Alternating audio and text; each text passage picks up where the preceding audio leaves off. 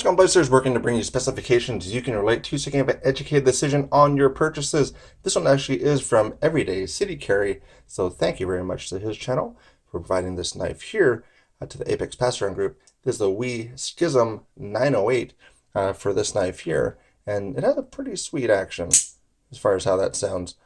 So that's going to be that knife here. So also check out his podcast. He just had Daily Carry Solutions on, Carlos, on his podcast. So check that out. Just playing around with this format a little bit to see how that goes. So that's going to be kind of a new thing for him. And then we're also going to be having, just for this knife here, price-wise, it's going to be a little bit higher than, it's small, but it has a lot of different details into it. So current value about $227. It's going to be about an MSRP of $267 for this one here. And then lineman pull gauge, as far as opening it up, was about 1.57 ounces to actually get the blade to actually open up, which is good for a Thumbstud system. Little Thumbstuds are a little sharp, so in working with it, so it took a little bit to get used to because it is a small knife. So that's just something that I knew it was small, but it was pretty small when I tried to work with it. So different ways to open it up as far as the method. So you do have the thumb, you do have a middle finger, if I can do it. So there's a little bit of a, okay, so there's a little bit of trying to rearrange my hand a little bit to get that. You can do a traditional open as well to get this open without scaring folks if you're in that type of crowd. It is about 2.88 for the blade, Warncliffe style, hollow grind as well. So this one actually really has a very thin behind the edge too. So it's going to be pretty good slicing for it when you're working with different materials. But it's about 4 sheets of paper, so get that out of your printer, and that's going to be how that is. That's about 13 thousandths. And then the ramp on it, so the actual from disengagement to when it's on the blade, is going to be about 16 degrees, which is really fantastic for that. So about 20 degrees I found to be really good. 30 degrees is okay. 40 degrees and above, that's kind of bad. I experienced one of the knives from, I think it was a Ganzo or something. It was a Firebird knife, and it was like over 50%. So it took like, I think it was like down to here before it got onto the blade, which was pretty horrible. But about 16 degrees for this one. Blade stock thickness about 2.97, and then this is going to be one that is going to be only tip up a right hand carry for it. And then to pull it out of your pocket is about 1 pound, 8.4 ounces. So still under 2 pounds, still pretty good for that. Nothing's going to be horrible for you. It's not going to be something that's hard to put in or out of your pocket.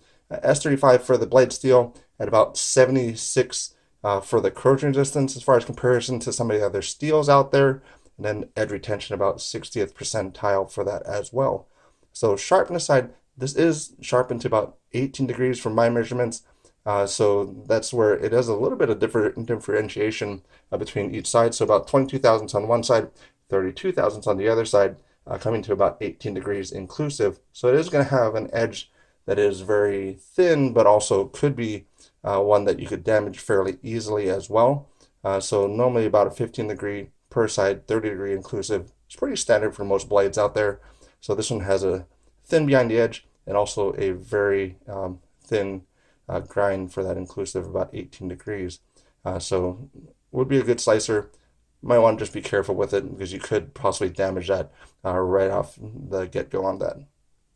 So this one here, also you can kind of look at it as far as how that's going to be for you, as far as in your pocket as well, as far as some of the video on that.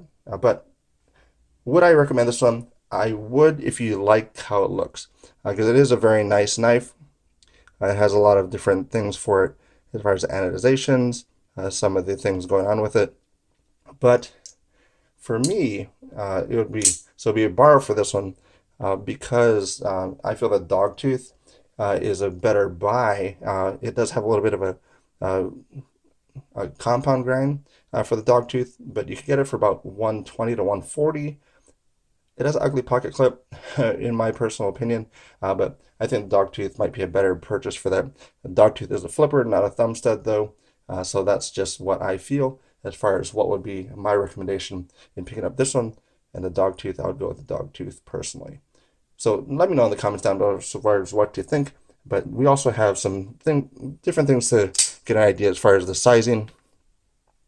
So you have the regular Route 2, you do have the copper matrix, you'll have tandem vector as far as those sizings. But again, let me know in the comments down below as far as what you think about it, what's your take on it, and then have a good morning, have a good day or evening, and thank you very much.